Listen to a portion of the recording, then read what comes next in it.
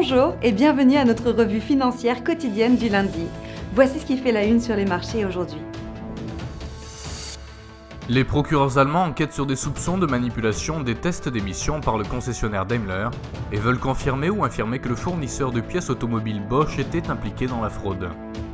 Les dollars australiens et néo-zélandais ont accusé des pertes contre leur homologue américain vendredi suite à une déroute des marchandises, mais ils étaient en passe de faire des gains hebdomadaires importants contre une livre sterling amorphe.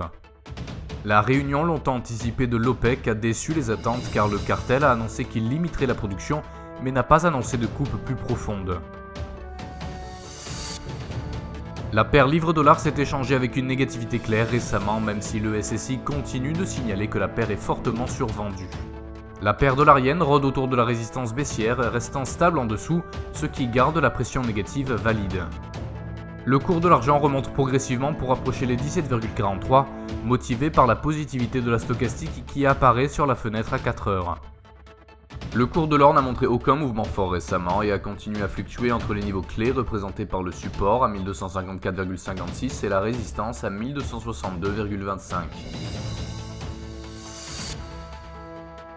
Les prêts privés dans l'eurozone seront publiés à 8h GMT, le taux d'emploi en Suisse à 7h15 GMT et l'agrégat M3 dans l'eurozone à 8h GMT.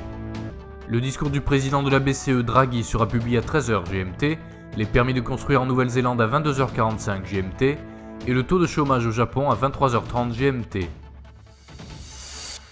Nous espérons que vous avez apprécié nos perspectives marchés de ce lundi.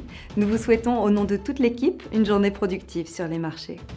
N'oubliez pas de vous connecter demain matin pour retrouver les dernières nouvelles et événements des marchés financiers.